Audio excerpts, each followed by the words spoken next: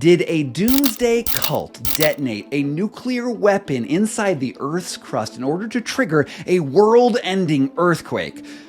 All right, to be honest, I feel a little crazy for even positing this question, but the more I dug into it over the last month, the more plausible it started to seem. And while it's clear that the world didn't end after the events that I'm going to relate to you, there is at least some reason to think that one day it could. Well, maybe. We're gonna dig into this.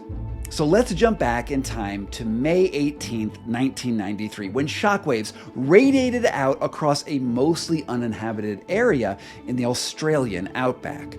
The few witnesses, gold prospectors, truck drivers, and a few Aboriginals reported a bright flash in the sky and a series of loud explosions in the distance. There was no real damage. The modest quake shook bushes and upset local sheep and kangaroos. The seismological network registered just 3.6 on the Richter scale. The whole thing would have gone mostly unnoticed by the world if it weren't for a few odd coincidences.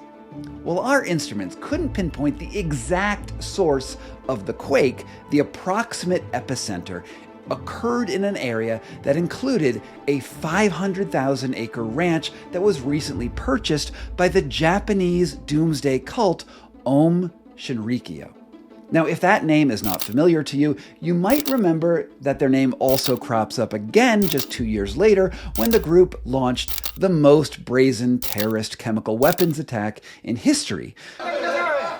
3 months ago, sarin nerve gas was released on the Tokyo subway during the morning rush hour, choking and blinding 5,500 people, killing 11. Now, Aum Shinrikyo stands out among doomsday cults for its commitment to its world-ending ideology and desire to see the entire planet destroyed. They had weapons development facilities in several locations around the world. They chose this remote sheep station in Western Australia. Their activities didn't go unnoticed. 2 members were fined by Australian Customs for illegal transportation of chemicals. What Customs missed, hidden inside 30 sake bottles, was a prototype of sarin nerve gas, which the Aum proceeded to test on sheep at the property. Their sheep ranch wasn't only one of their many labs where they covertly aimed to produce 400,000 tons of nerve gas, but they were also actively mining uranium from its rich deposits. Records from the cult's archives indicate that their first dry runs with chemical weapons started out at Banjwaran Station in the outback. A few months after their subway attack, a geologist in the outback named William Mason started putting the pieces together and issued a dire proclamation. What if Aum Shinrikyo hadn't only been mining uranium, but had successfully detonated a nuclear weapon too? Maybe their real plan, he suggested, was that they wanted to detonate a tectonic weapon specifically designed to shake the Earth until entire cities collapsed in a way that would be hard to trace back to the cult. The idea for these sorts of tectonic weapons has been around a long time. Both the United States and the USSR had extensive tectonic weapons programs during the Cold War, and according to several intelligence reports, and in this article in the journal Nature, the Soviets even set one off in Siberia in 1990. Mason's suggestions in his report gained traction in intelligence communities, and a congressional committee was formed with the intention of trying to understand how far a terrorist organization could really take its doomsday plans if it had enough funding and absolutely no regard for life on this planet. In January 1997, the New York Times ran an article titled "Seismic Mystery in Australia: Quake, Meteor, or Nuclear Blast." Now, this seemed like the moment where the world would really pay attention to these sci-fi sounding doomsday threats. But just as suddenly as it had piqued the Times' interest, the story, it strangely disappeared. The congressional investigation, along with the global seismological organization known as IRIS, concluded that the blast was far more likely the result of a meteorite exploding over the outback, which is terrifying in and of itself. A similar space rock in Tunguska in 1908 flattened more than 800 square miles of pristine Siberian forest. More recently, another meteor explosion in Russia in 2013 was captured on thousands of dashboard cameras and cell phones. The exploding meteor explanation is solid, if a little unusual. But according to the New York Times, still one remote but still worrisome possibility remained. Aum Shinrikyo had apparently studied seismic warfare and artificially triggered earthquakes, a terrifying prospect for quake-prone Japan. The cult apparently sent a party of its members to the former Yugoslavia to study the work of Nikola Tesla, the discoverer of alternating current, who toyed with the theory of seismic weapons before he died in 1943. At the Tesla Museum in Belgrade, the members seem to have reviewed Tesla's thesis and other research papers concerning such weapons. And here's where things get squishy for me. Air-bursting meteors, powerful enough to cause earthquakes, are exceedingly rare, occurring once about every 100 years at random places around the globe. What are the chances that one just happened to explode right above a doomsday cult's property? That seems like one hell of a coincidence to me. Everything that Aum Shinrikyo did was over the top. When you read the actual list of their crimes, they come across like comic book villains. The world is mine! The world is mine! They seem impossible, made up.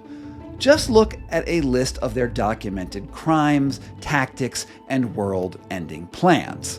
Here are just a few of the things that Aum Shinrikyo got up to in the 10 years that they were active. They released VX and Sarin nerve gases at least 3 times on Japanese subways. They developed and released anthrax spores off their rooftop, hoping to cause an epidemic. They were implicated in dozens of old-fashioned murders and kidnappings. They attempted to purchase nuclear weapons after the Soviet Union splintered apart, and those devices were sort of just available on the black market. They illegally mined uranium in the Australian outback, sold LSD through the Yakuza, refined and deployed actual mind control techniques on their members. Survival training. Chemicals and drugs were used to raise, then remove states of anxiety. That combined psychedelic drugs and sodium pentothal, as well as hot and cold water immersion. They even had a program to develop a laser weapon. A laser weapon. It's important to remember, of course, that any cult can have a doomsday fantasy. What sets Aum Shinrikyo apart is that they actually made progress on all of those fronts. They recruit heavily from the military and scientific communities in Japan and Russia, and their members were uniquely devoted to the cause. All members reportedly gained permission to train with a Russian paratroop regiment. Certainly, they were able to buy sessions like this, filmed near Vladivostok, playing with the deadly toys of a cash-strapped military. Their ideology was a mix of apocalyptic Christianity and tantric Buddhism and manga-inspired science fiction.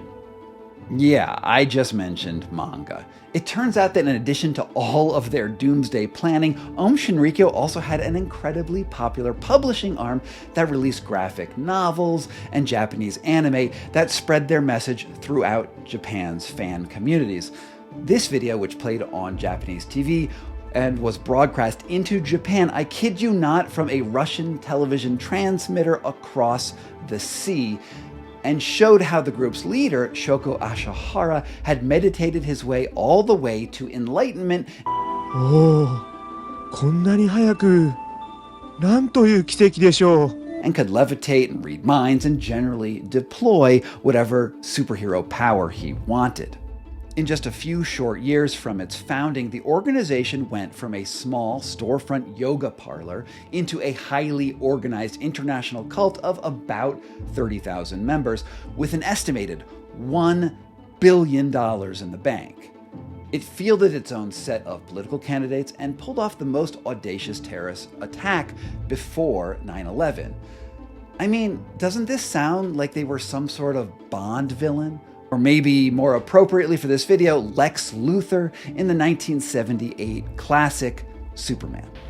It occurs to me that a 500 megaton bomb planted at just the proper point would destroy most of California.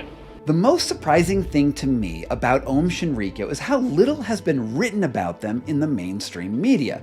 While the story is widely available in newspaper articles and government reports, there has only ever been one mainstream book in English about them. And it was written all the way back in 1998. Meanwhile, a cursory look at Amazon reveals no fewer than 40 titles in print about David Koresh and the Branch Davidians, and more than 100 books about Charles Manson. There are a few documentaries about Aum Shinrikyo, but there are just so many questions that are left unanswered. The reason for this, I think, is that Aum Shinrikyo was just so over the top that they're hard to wrap your mind around. Journalists don't want to tell their story because, well, they seem implausible. There is so much rich material here that I can dig into that it could be an entire series of videos on how scary Aum Shinrikyo really was. But let's go back to the tectonic weapons question because I only have so much time. Aum's strategy for bringing about the end of the world didn't only rely on direct attacks against civilian and military targets. They wanted to set off the kind of destruction that would set people and countries off against one another. They didn't want everyone to know that they were the ones detonating the bombs and causing the initial destruction. Rather, they wanted natural disasters to be signs from God that Armageddon was near, in the hopes that this would trigger the broader civil unrest. The tectonic weapon idea fit perfectly into this strategy. Japan sits on one of the most volcanically active areas on Earth, a region known as the Ring of Fire. It has frequent earthquakes and even tsunamis, so it's not an incredible leap of logic to try to use geology to the cult's advantage. But could they really do it? To answer this question, I reached out to one of the former heads of IRIS, the geological entity involved with assessing the quake in Australia, to ask him if the theory had any actual scientific basis to it. My name's Dave Menson, and I'm a geophysicist. I'm also research faculty at University of Colorado, Boulder. The answer he gave me was a little less reassuring than I would have hoped. I think the only thing that would be difficult for them to pull them off, to be clear, is getting the bomb.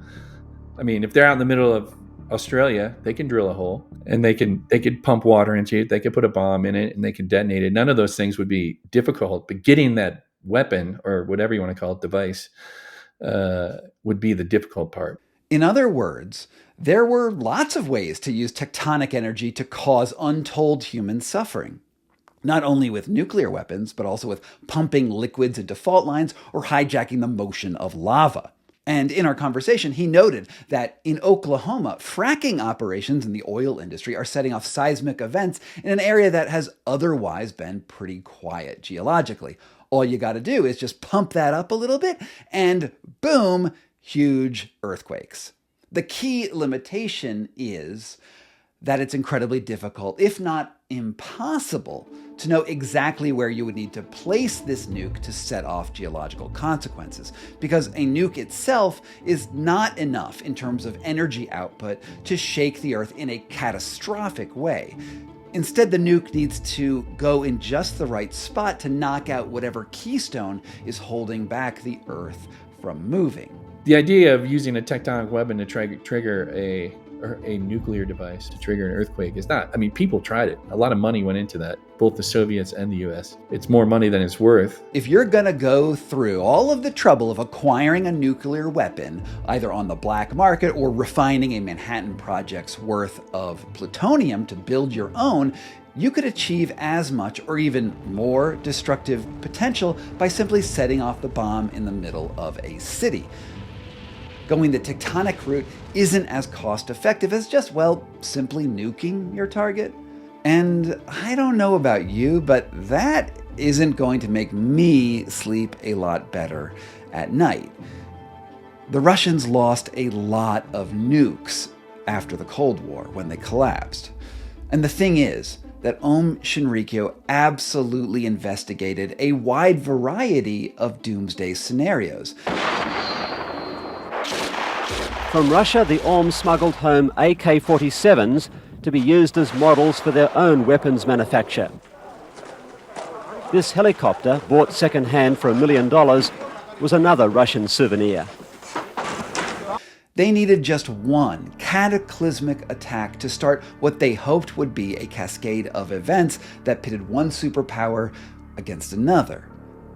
They settled on their sarin gas strategy for what ultimately turned out to be practical reasons.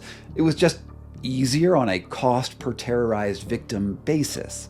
A frightening development this morning. A chemical weapon, nerve gas, was released inside a crowded subway system in Tokyo today. And I don't really know what the lesson is that we should take away from all of this, except to say that since Aum's sarin gas attack, terrorist groups have increasingly looked towards brazen strategies that feel like they came from science fiction. Just 6 years after the Tokyo subway attack, Al-Qaeda pulled off September 11th, which frankly felt like it was inspired from the movie Die Hard 2. This time,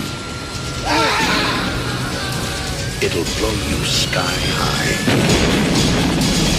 July 4th, Die Harder. I remember when I was in downtown New York at the time, amid the dust and destruction of the fallen towers, I couldn't get the idea out of my head that Steven Seagal or Bruce Willis was going to come save the day. Unfortunately, in reality, no superheroes ultimately stepped in. Instead, in the 2 decades since those attacks, we've seen the success of the cataclysmic terrorist strategies. The 9/11 attacks led to wars, which led to destabilization and increasingly fragile political situation. I wouldn't say that the terrorists have won exactly, but it does sort of feel like we live in the golden age of supervillains. So whether or not we will ever know if Aum Shinrikyo really did try to develop a world-ending tectonic device, we do know that if they had had one, they probably would have used it. This video, I put it out originally about 1.5 years ago, and it was immediately demonetized by YouTube because YouTube just enjoys demonetizing journalism. I took out a little bit of footage, I added some new footage in, and I think this one's pretty good. And I hope it taught you something about the crazy terrorist plans that have literally been deployed over the years, and how these small groups could act like that again.